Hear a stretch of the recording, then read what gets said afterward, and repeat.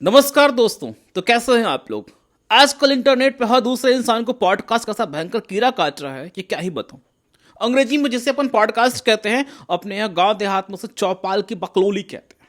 बस एक सस्ता सा काला पर्दा लगाओ, पीछे दो चार नीली पीली नियॉन लाइट जला दो, 2-4 हज़ार का माइक खरीदो और बैठे कैमरे पर ऐसा ज्ञान देना शुरू करो जैसे पूरा ब्रह्मांड का सिस्टम तुम ही चला रहे हो। अब हमारे बीपीएससी वालों ने सोचा, भाई हम क्यों पीछे रहे, अपना ही भौकाल है, अपना भी स्वैग है। सो उन्होंने गांव देहात के बेचारे छात्रों के डाउट क्लियर करने के नाम पर, शंकाएं दूर करने के नाम पर अपना पॉडकास्ट निकाल दिया। पब्लिक को लगा कि चलो यार, अब फाइनली सारे सवालों को सीधे सीधे जवाब मिलेंगे, ट्रांसपेरेंसी आएगी। लेकिन कसम से इस पूरे वीडियो को सुनने के बाद मेरा दिमाग ऐसा सुन्न हुआ है कि मुझे लग रहा है मैं धरती पर नहीं, बीपीएससी किसी अलग गोले पर आ गया हूं। दोस्तों सच बता रहा हूं, महोदय की बातें सुनकर फैक्ट्स ने तो सीधे मोहल्ले के चापाकल में कूद कर अपना जान दे दिया होगा, और लॉजिक, इनके पॉडकास्ट वाले लॉजिक में बस इतनी सच्चाई जितने आलू से सोना बनाने वाली मशीन में होती है। एक तरफ से सवाल डालो, दूसरी तरफ से हवा हवाई ज्ञान बाहर। और दोस्तों हमने दुनिया में ना पीआर स्टंट देखे हैं, गोदी मीडिया देखी है, राजनेताओं के मैनेज इंटरव्यू देखे हैं, लेकिन इनका शो तो मैनेज पॉडकास्ट का परदादा निकला। जरा क्रोनोलॉजी समझो। सवाल पूछने वाले होस्ट मैडम वो आपकी, माइक और स्टूडियो आपका, सवालों की स्क्रिप्ट आपकी, और कॉन्फिडेंस ऐसा कि सरेआम कैमरे पर बैठ कर सफेद झूठ भी ऐसे बोले जा रहे जैसे हाथ में गंगा जल लेकर भगवान की कथा बाज रहे हो। आओ इस एक एक झूठ का, तथ्यहीन बातों का पोस्टमार्टम करके सच को सामने लाने की कोशिश करते हैं। 70% से ऊपर और 30% से कम मार्क्स देने पर वह प्रश्न हेड एग्जामिनर के लॉगिन में स्वतः चला जाता है। एग्जामिनर द्वारा 30% से कम या 70% से ऊपर मार्क्स दिया गया, वो हेड एग्जामिनर के लॉगिन में चला जाता है। हेड एग्जामिनर केवल इतना जांचते हैं कि जो मार्क्स दिया गया, जो अंक प्रदान किए गए, वो सही है। इसके अलावा आयोग की तरफ से कोई बाध्यकारी परिस्थिति नहीं दी गई है या कोई सीलिंग नहीं लगाई गई है कि 70% से ऊपर मार्क्स नहीं दिया जाना। बिल्कुल देते हैं लोग। कई लोगों को 75% मार्क्स आए हैं एसए में, या जिसमें सबसे ज़्यादा आरोप लगता है कि एसए में किसी माध्यम में कम मार्किंग की गई, किसी माध्यम में ज़्यादा मार्किंग। रुकिए जरा, ब्रेक लगाइए महोदय। ये आपने क्या बोला? 70% से ऊपर थ्रेशोल्ड था और कई बच्चों को 75% मार्क्स मिले हैं। सर मैं जमीन पर लेट कर आपसे विनती कर रहा हूं कि आप कैमरे पे आने से पहले अपने संस्था की फाइलें पढ़ लिया कीजिए। सीधे चाय पीकर पॉडकास्ट की कुर्सी पर मत बैठिए। मतलब कॉन्फिडेंस देख रहे हैं महोदय का। सरेआम माइक पर गणित और फैक्ट्स दोनों की खटिया खड़ी कर दी। दोस्तों अब मैं आपको ये बीपीएससी का असली माया जाल में लेकर चलता हूं, जहां अधिकारी कैमरे पे कुछ और बोलते हैं और उनके खुद के ठप्पे वाले डॉक्यूमेंट कागज पर कुछ और चीख चीख कर कह रहे होते हैं। पॉइंट नंबर 1, आपकी अपनी 70वीं परीक्षा के लिखित गाइडलाइन क्या कहती है? वो साफ साफ चिल्लाकर कह रही है कि 60% से अधिक मार्क्स देने वाले सभी मामलों की जांच मुख्य परीक्षक करेगा। और ऐसे का पेपर का टोटल 300 मार्क्स का था, तो 300 का 60% 180 नंबर होता है। यानी नियम ये था कि 180 से ऊपर नंबर दोगे तो कॉपी हेड एग्जामिनर देखेगा। यही नंबर, ये रूल 60% का है। लेकिन हमारे महोदय पॉडकास्ट से फुल स्वैग में क्या करें, 20% से ऊपर कॉपी हेड एग्जामिनर के पास जाती है। अरे चचा, ये 60% अचानक 70% कब बन गया? क्या कोई गुप्त पंचायत बैठी थी? ये माइक को देखे अपने आप 10% का बम्पर डिस्काउंट दे दिया। अरे छोड़ो यार, 60-70 क्या फर्क पड़ता है। अब आते हैं दूसरे झूठ पे, जो इतना गैर जिम्मेदाराना है कि लोगों के खून खोलते होंगे। मेरा तो आरबीसी, होमोग्लोबिन, माइटोकॉन्ड्रिया सब खोलने लगा। महोदय ने अपने 70% वाले फर्जी नियम को सही साबित करने के हवा में एक और तीर छोड़ दिया। कई बच्चों को तो 75% भी मिले हैं। अब जरा कैलकुलेट करो दोस्तों, 300 का 75% 225 नंबर होता है। सो भाई साहब ये देखो, ये किसी यूट्यूबर का क्लिकेबल थंबनेल नहीं है, ये बीपीएससी का अपना ऑफिशियल आरटीआई रिप्लाई है।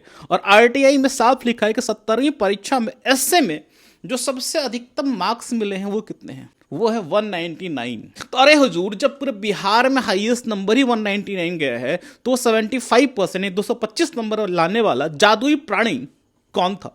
वो बच्चा कहां से एग्जाम दे रहा था? मंगल ग्रह से, जुपिटर से, या आपके उस ख्याली पुलाव वाले गोले से? सर आप एक संवैधानिक पद पर बैठे परीक्षा नियंत्रक हैं। लाखों गांव देहात के बच्चे आप पर भरोसा करते हैं और आप कैमरे पर सरेआम अपनी आरटीई खिलाफ जाकर हवाबाजी करेगा 75% मिले हैं। आपको पता है कि आपका स्टेटमेंट कितना गैर जिम्मेदाराना है। ऑफिशियल रूल बुक के हिसाब से 60% वाली बात सच है, तो कैमरे पर बैठ कर आप 70% झूठ क्यों बोल रहे हैं? और अगर कैमरे पर बोली गई बात सच है तो इसका मतलब कि आपकी रूल बुक का आपके ऑफिस में किसी ने पालन नहीं किया। हुजूर, आपका होमवर्क एकदम जीरो है, कॉन्फिडेंस 200% पार कर चुका है। अब दूसरे इस पे आते हैं झूठ। मीडिया पर ऐसा भ्रम फैलाया गया कि आयोग द्वारा यह निर्देश दिया गया है कि इसी के पेपर में 70% से ऊपर किसी को भी मार्क्स नहीं दिया जाना है। तो सर, इस बात में कितनी सच्चाई है? ये सब केवल वही भ्रम फैलाने की बातें हैं। आयोग से ऐसा कोई सीलिंग नहीं लगाया गया कि इससे ऊपर मार्क्स नहीं दिया जाना है। अरे हुजूर, क्या बात है?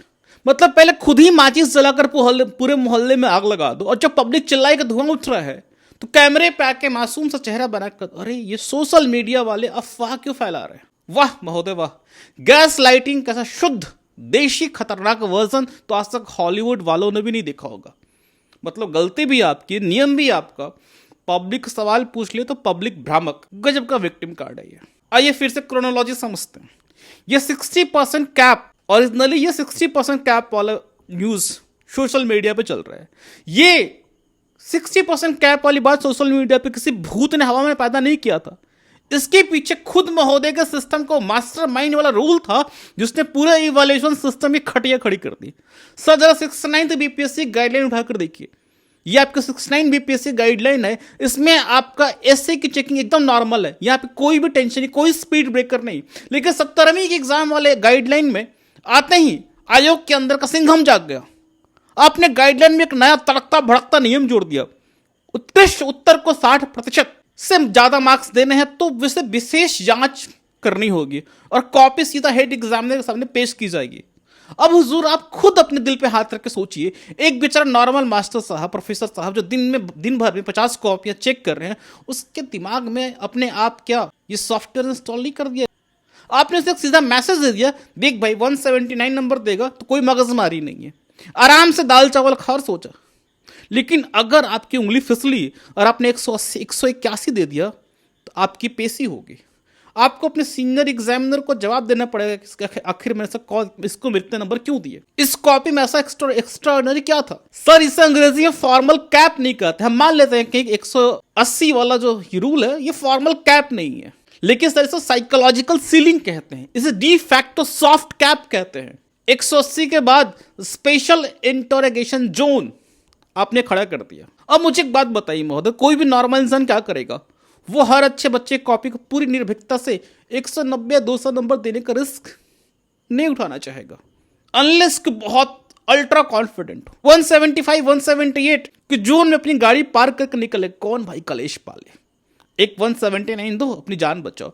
दूसरी बात है कि ये 180 वाला रूल 70th में लागू कैसे हो गया, किस डेटा के बेसिस पे लागू किया गया, इसकी रिकमेंडेशन किसने की थी, ये अचानक से दौरा कैसे पड़ा? पिछले वाला गाइडलाइन तो नहीं था। और अगर सोशल मीडिया पर बच्चों ने आपकी रूही रूल बुक पढ़कर सवाल उठा दिया तो एक ईमानदार जवाब क्या होना चाहिए था? इतना ही कहना था महोदय कि हाँ 60% कोई पाबंदी नहीं थी, लेकिन 60% से ऊपर नंबर देने पर हेड एग्जामिनर चेकिंग अनिवार्य की थी ताकि क्वालिटी बनी रहे। बस इतना, सच बोलने में क्या प्रॉब्लम है? लेकिन नहीं, आपने तो पूरी की पूरी शंका को भ्रम घोषित कर दिया। जब तक आप फाइलें छुपा कर रखे तब तक आप ज्ञानी, और जब कोई आपसे आपकी रूल बुक के आधार पर सवाल पूछ ले तो वो इंसान अफवाहबाज बन जाता है। सर सोशल मीडिया का अफवाहों से बच्चे बच भी जाए, लेकिन जब एक कॉन्स्टिट्यूशनल बॉडी का ऑफिशियल माइक पे ऐसा आधा सच और गैस लाइटिंग करने लगे तो वो ग्रामीण परिवेश के सीधे साधे बच्चे कहाँ जाए। आइए चलते हैं इनके दूसरे, आगे बढ़ते। इसमें सबसे पहले मैं कहना चाहूँगा कि यूपीएससी की तरह बिहार लोक सेवा आयोग फॉर्म भरवाते समय मीडियम नहीं भरवाता है, इसलिए हमें खुद ही नहीं पता रहता है कि अगर फाइनल रिजल्ट निकला है तो उसमें कितने हिंदी। अरे हुजूर, झूठ के पांव नहीं होते, लेकिन आपके झूठ के तो पहिए लगे हैं जो सीधे पटना से दिल्ली उड़कर यूपीएससी के दफ्तर में घुस गए। महोदय, झूठ बोलने के लिए भी अकल और अच्छी स्क्रिप्ट की जरूरत पड़ती है, लेकिन आपके सफेद झूठ को सुनकर तो खुद सत्ता हरिश्चंद्र भी अपनी गवाही वापस ले ले। दोस्तों जरा भी इस कॉन्फिडेंस का लेवल देखिए। महोदय ने कैमरे पर बैठ के सरेआम डंके की चोट पे कहा कि यूपीएससी भी मीडियम नहीं पूछता, अरे सर, अगर माइक पे बैठने से पहले 2 मिनट पहले अगर गूगल बाबा के दर्शन कर लिए होते या किसी भी यूपीएससी की तैयारी करने बच्चे से पूछ लिया होता तो आज ये दिन यहाँ नहीं देखना पड़ता। ये देखिए दोस्तों, मेरे ये डैफ का स्क्रीनशॉट लगा रखा है। डैफ का मतलब होता है डिटेल एप्लीकेशन फॉर्म, जो मेंस के टाइम भरा जाता है। महोदय, डम्ब एजम्पशन फॉर्म नहीं है, और उसमें साफ साफ मोटे मोटे अक्षरों में कैंडिडेट से पूछा जाता है कि बहुआ पेपर 1 से पेपर 5 तक किस भाषा में लिखोगे, अपना ऑप्शनल पेपर किस मीडियम में लिखोगे, और तो और अपना इंटरव्यू किस भाषा में दोगे। और ये कोई गुमनाम पर्ची नहीं है सर, ये फॉर्म सीधे कैंडिडेट के रोल नंबर से लिंक्ड होता है। और यूपीएससी के पास हर एक बच्चे का मीडियम वाइज डेटा एकदम पक्का रिकॉर्ड रहता है, तभी वो अपनी एनुअल रिपोर्ट बाकायदा टेबल बना के छापता है कि हिंदी में कितने आए और इंग्लिश से कितने बच्चों ने मेंस लिखा था। और ये महोदय, ना पढ़ा, ना लिखा, ना देखा, ना जाना, बस माइक देखा, शुरू कर दिया यूपीएससी गाना। सर, जिस संस्था को उदाहरण देके आप अपनी नाकामियों को बचाव कर रहे हैं, कम से कम उस संस्था के बेसिक हकीकत को तो वेरीफाई कर लेते। लेकिन नहीं, हमारे हुजूर को तो बस माइक पकड़ के हवा में तीर छोड़ना है। उम्मीद करना, अगर बिहार के लोग हैं इनको क्या पता यूपीएससी में क्या होता है। सर, यूपीएससी का नाम लेते वक्त जरा जुबान को लगाम और दिमाग को आराम देना चाहिए, क्योंकि उनका डेटाबेस ऐसा है कि अगर वे चाहे तो ये भी बता दें किस मीडियम में कितने बच्चे किस गली से इंटरव्यू देने आए थे। और यहाँ आपने डेटा कलेक्ट करना दूर, एक सिंपल से गूगल सर्च करने की भी जहमत नहीं उठाई। मतलब हद है यार, बिना सच्चाई जाने कुछ भी बोल, सोचो कोई पकड़ेगा ही नहीं। और दोस्तों, अगर तुम्हें लग रहा है कि पॉडकास्ट सबसे बड़ा झोल ये था, तो अभी थामा। लेकिन ऑन स्क्रीन इवेल्युएशन में ग्राफिकली हम लोग हर सप्ताह या 10 दिन पर ये भी देख लेते हैं, ग्राफ के रूप में हमारे सामने आता है कि मान लीजिए कि 38 अंक का एक क्वेश्चन है, तो उसमें कोई परीक्षक अधिकतम 30-32 दे रहा है और न्यूनतम 24-25 दे रहा है अगर लिबरल है। तो कोई बहुत स्ट्रिक्ट एग्जामिनर है तो वो अधिकतम 25 दे रहे हैं और न्यूनतम 16 या 17 दे रहे हैं। तो वो हम लोग ग्राफिकली देख लेते हैं और फाइनली दोनों परीक्षक को बुला करके जो ज़्यादा लिबरल है कि नहीं आप थोड़ा स्ट्रिक्ट होइए, जो ज़्यादा स्ट्रिक्ट है उनको थोड़ा लिबरल होइए। महोदय ने अपना थर्मामीटर लगाए ही बता दिया कि सिस्टम को बुखार है या नहीं। सब्जेक्ट एक्सपर्ट को छुट्टी पर भेज दिया गया और एक्सेल शीट के ग्राफ को ही प्रोफेसर बना दिया गया।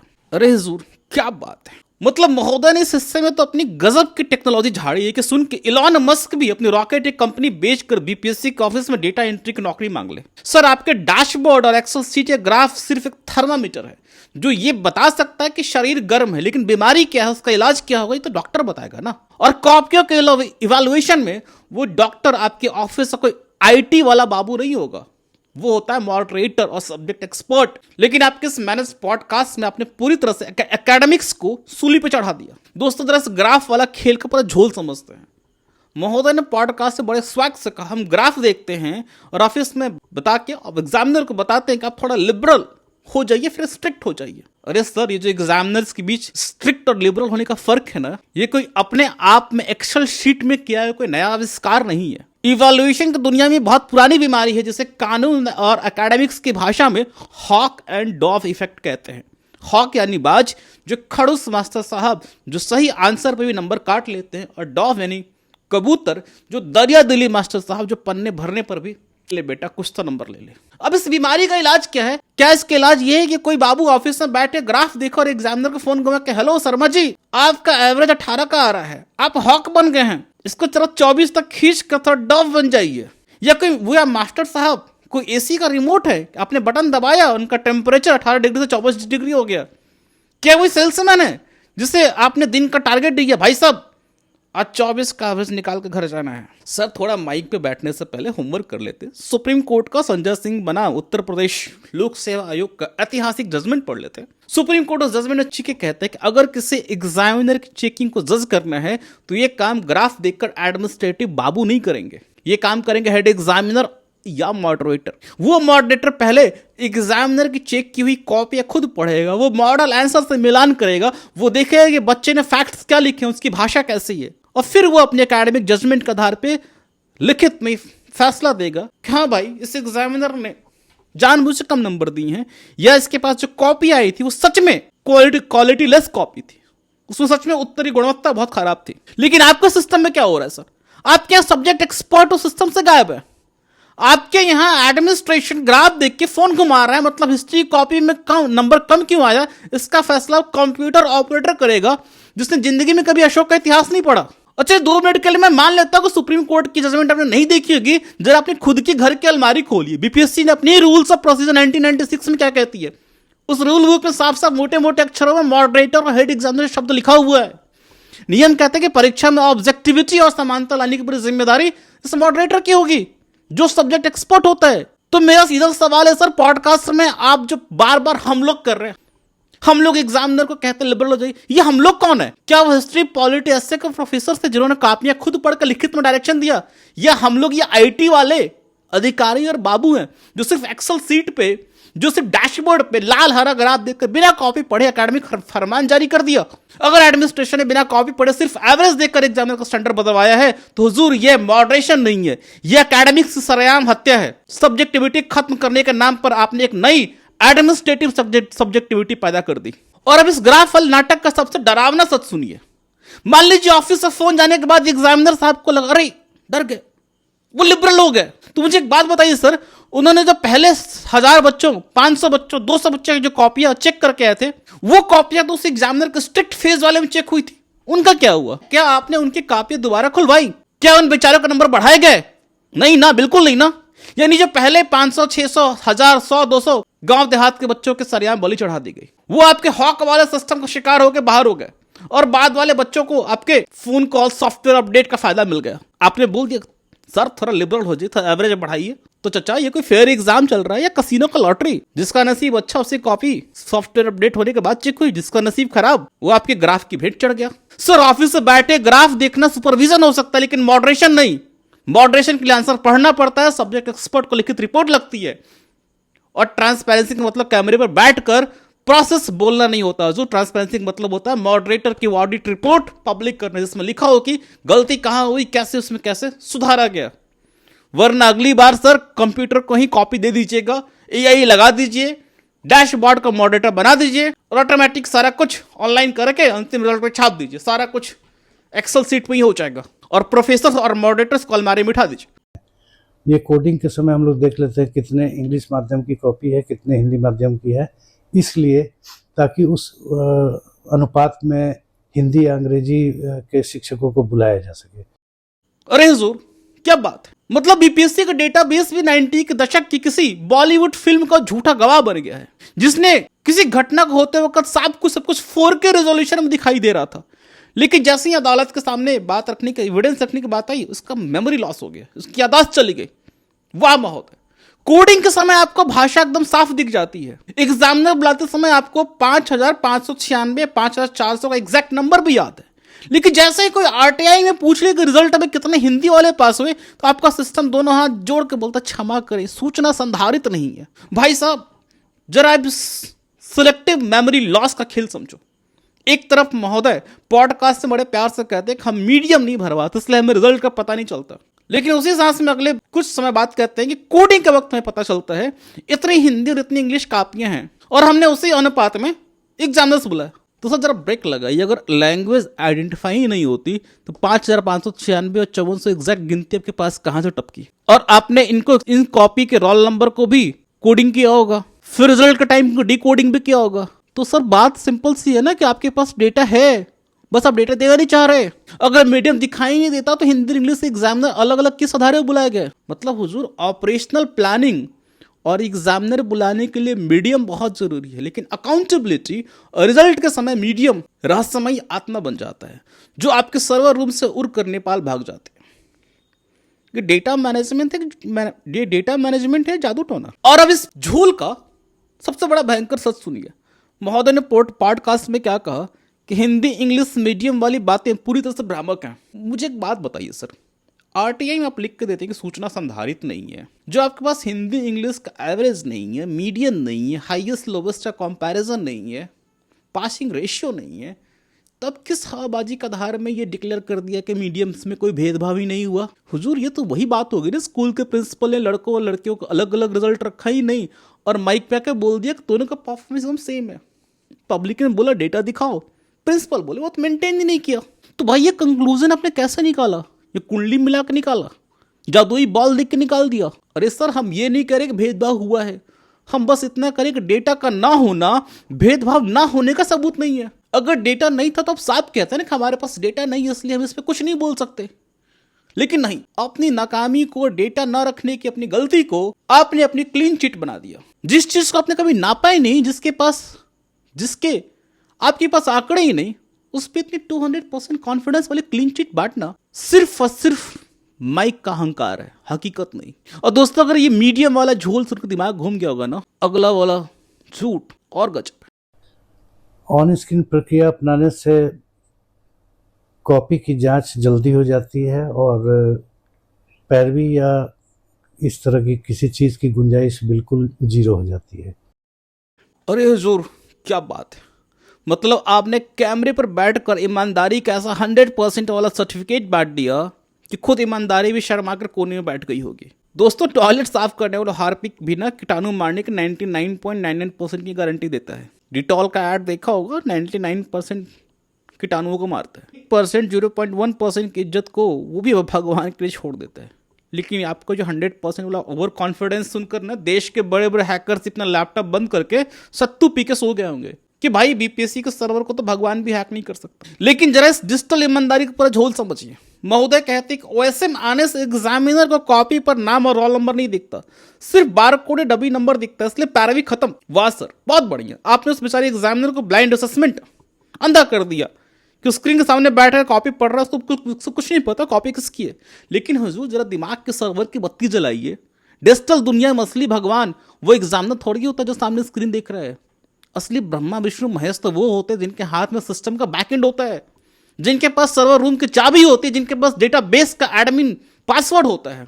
और महोदय, वो जो डमी कोड क्या आसमान से फरिश्ते आके जनरेट करते हैं? नहीं ना। आपके ऑफिस से कोई कंप्यूटर, कोई सॉफ्टवेयर या कोई आउटसोर्स की गई आईटी एजेंसी ही तो असली रोल नंबर को डमी कोड में बदलती होगी। तो मुझे एक बात बताइए सर, सिस्टम बैठे उस एडमिन को तो पता है ना कि कौन सा गुप्त कोड किस मंत्री, किस बाबू के भतीजे का है। किसके पास ये पावर है कि उस खास डमी कोड वाले कॉपी को किसी डव एग्जामिनर के पास भेजने, लिबरल एग्जामिनर के पास भेज दें?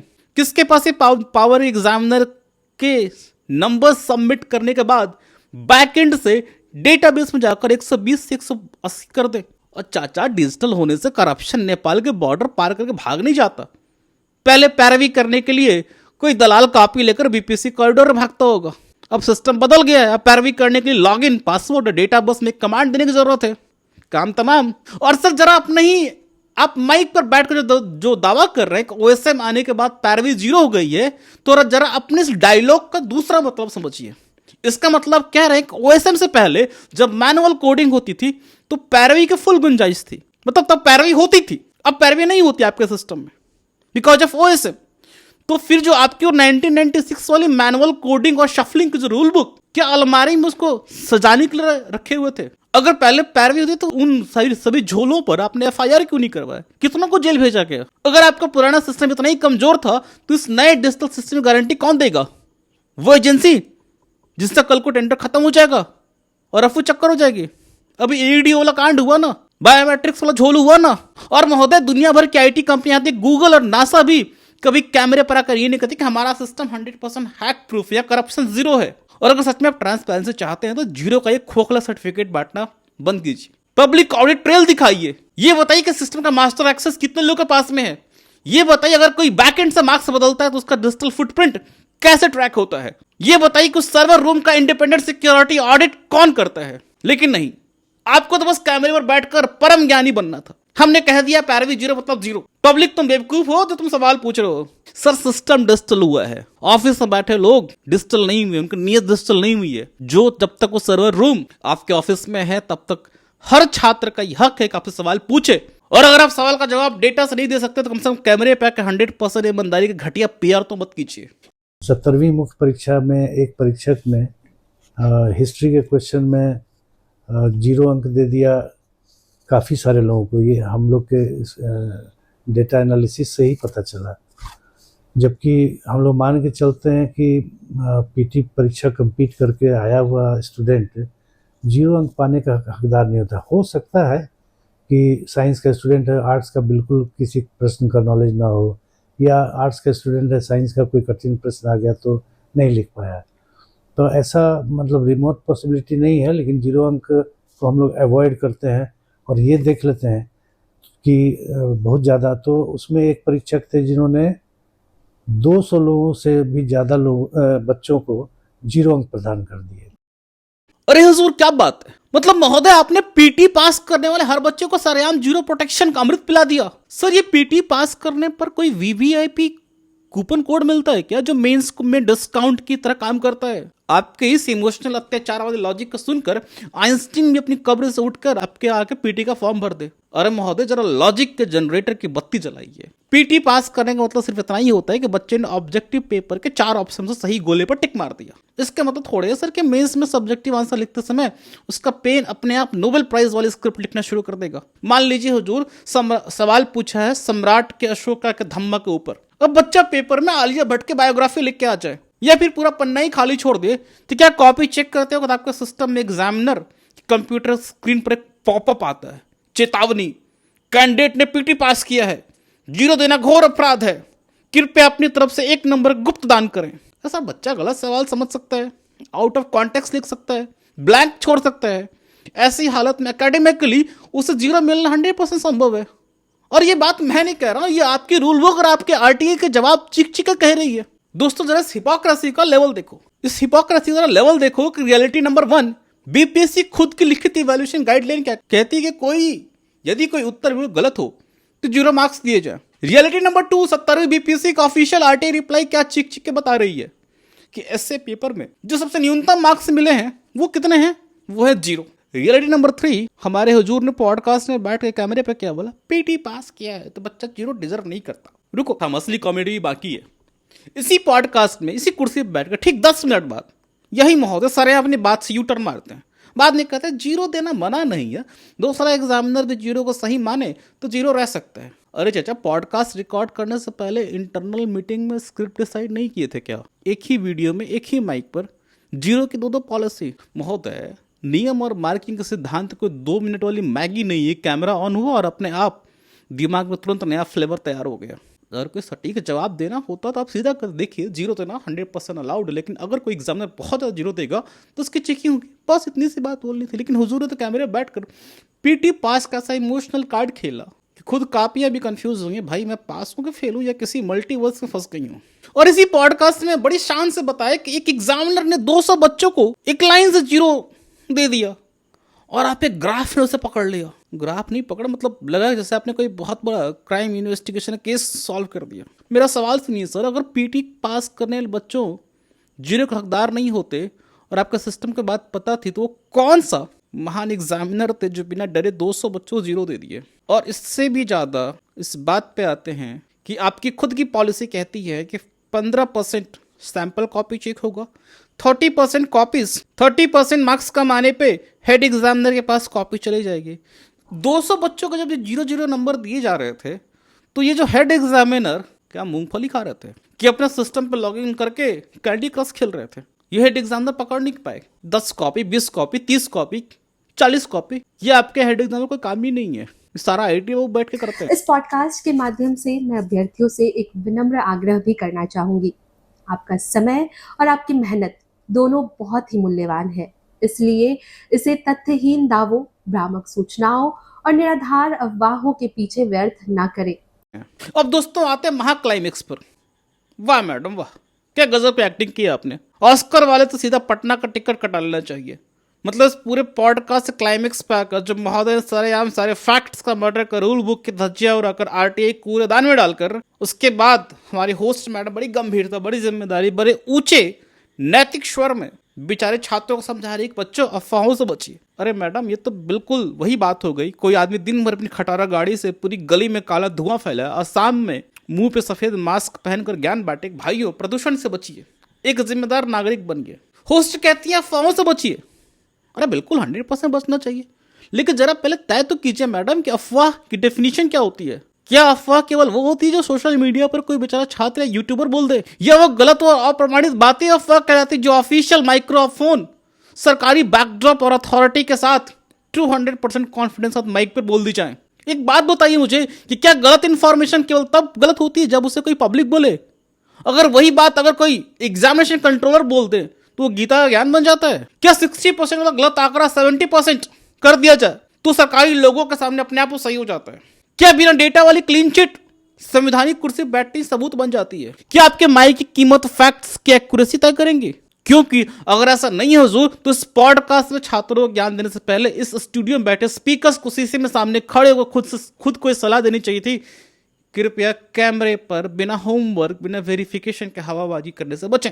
अब कोई मुझसे पूछेगा, भाई आप इतने बड़े अधिकारी को झूठा क्यों बोल रहे हो सकता है सर से भूल हो गई हो। अरे बिल्कुल भाई, हम कौन होते हैं किसी की नियत पढ़ने वाले? हम ये नहीं करें कि हर बात जानबूझकर झूठ बोली गई, लेकिन पब्लिक अकाउंटेबिलिटी में तो वही चीजें होती है सर। या तो आपको सच पता था फिर भी आप कैमरे पर गलत बोल दिए, या तो बहुत भयंकर मिस रिप्रेजेंटेशन है, या फिर आपको पता ही नहीं था, आपने अपनी रूल बुक नहीं पढ़ी है, आरटीए का रिप्लाई नहीं देखा, यूपीएससी का फॉर्म तक नहीं देखा है, और बिना वेरिफिकेशन के माइक पर ज्ञान रेल दिए। तो ये एक बहुत ही बड़ी गैर जिम्मेदारी इररिस्पांसिबिलिटी है। और ये दोनों ही सूरतों में बेचारा गांव का छात्र दोषी नहीं है जो सवाल पूछ रहा है। सोशल मीडिया का अफवाहबाज कहना आपकी सबसे बड़ी हिपोक्रेसी है। अफवाह वो होती है सर जिसका कोई कागजी सबूत न हो। अब जरा तराजू पर तौल लीजिए, एक तरफ तथ्यहीन छात्र जिनके पास बीपीएससी की लिखित गाइडलाइन है, बीपीएससी का आरटीए रिप्लाई है, यूपीएससी का पब्लिक ड्राफ्ट फॉर्म है, 1990 रूल्स ऑफ प्रोसीजर है 1996, और दूसरी तरफ आप है महोदय जिनका पूरा डिफेंस किस बात पर टिका हुआ? हम लोग देखते हैं, हमें लगता है, हम मान के चलते हैं, सब भ्रम है। सोशल मीडिया के बच्चे के पास बैठे लोगों के पास डॉक्यूमेंट्स हैं और आपके पास सिर्फ डायलॉग है। आप अगर खुद ऑडिट कीजिए कि असली अफवाह फैक्ट्री बाहर चल रही है कि ऑफिशियल स्टूडियो में। अगर बीपीएससी को अपनी क्रेडिबिलिटी बचानी थी तो एक जिम्मेदार होस्ट को एपिसोड के अंत में कहना चाहिए, देखिए बच्चों, आज की चर्चा में कुछ पॉइंट्स पर हमने जो दावे किए हैं उनके ऑडिट रिपोर्ट, हेड एग्जामिनर का प्रोटोकॉल, मीडियम डेटा हम जल्दी वेबसाइट में पब्लिक करेंगे। अगर बोलने में कोई त्रुटि हुई हो तो कॉरिंडम यानी शोधी पत्र भी जारी कर सकते हैं। सर ये कॉन्स्टिट्यूशनल बॉडी है, इससे आपका सम्मान बढ़ता, लेकिन आपको तो आवाज दबाना है, लोगों की बातों को दबाना है। परीक्षा नियंत्रक महोदय और होस्ट मैडम, अफवाह केवल सोशल मीडिया किसी अनाम पोस्ट से नहीं फैलती। अफवाह तब फैलती जब अथॉरिटी बिना सबूत के कैमरे पर एब्सोल्यूट स्टेटमेंट देती है। अफवाह तब फैलता है जब आधा सच पूरा सच बनाकर परोसा जाता है, और मिस इन्फॉर्मेशन सबसे ज्यादा खतरनाक तब होती है जब उसके पीछे सरकारी लोगो लगा हो, क्योंकि तब आम छात्र उससे एक ओपिनियन नहीं बल्कि सरकारी सच ऑफिशियल ट्रुथ मान लेता है। इसलिए अगली बार छात्रों को अफवाह देने से बचने से, सलाह देने से पहले फैक्ट चेकिंग करवा लीजिएगा, टेबल पर रूल बुक रख लीजिएगा, आरटीए का जवाब पढ़ लीजिएगा, और जहां डेटा नहीं है वहां चौड़े होकर ईमानदारी से कहिएगा, माफ कीजिए हमारे पास डेटा नहीं है। हमें नहीं पता, कहना कोई कमजोरी नहीं है, लेकिन डेटा ना होते हुए कैमरे फाइनल वर्डिक्ट देना ये बहुत ही बेशर्मी की बात है, खासकर कॉन्स्टिट्यूशनल पोस्ट बैठे हुए लोगों के लिए। और अंत में एक छोटी सलाह, जो दूसरे को मोरल साइंस पढ़ाने से पहले जरा अपने ऑफिशियल पॉडकास्ट की आंसर शीट खुद रीवैल्युएट कर लीजिएगा, क्योंकि इस पॉडकास्ट में फैक्ट्स के सवाल छूट गए, डेटा वाला आंसर आधा रह गया, 60 की जगह 70 लिख दिया, और यूपीएससी वाले सवाल में गलत गोले पर टिक मार दिया। अगर मैं एग्जामिनर होता ना सर, इस कॉपी के नीचे लाल पेन लगा लिखता, उत्तर में आत्मविश्वास भरपूर है परंतु तथ्यों और लॉजिक से बिल्कुल मेल नहीं खाता। दोस्तों याद रखना, सवाल पूछना अफवाह नहीं होता, डॉक्यूमेंट दिखाना मिस इन्फॉर्मेशन नहीं होता, आरटीए पढ़ना कोई षड्यंत्र नहीं है, और किसी कॉन्स्टिट्यूशनल बॉडी से जवाबदेही मांगना वो संस्था का अपमान नहीं बल्कि लोकतंत्र में उसका सबसे बड़ा सम्मान है। जय हिंद दोस्तों, धन्यवाद।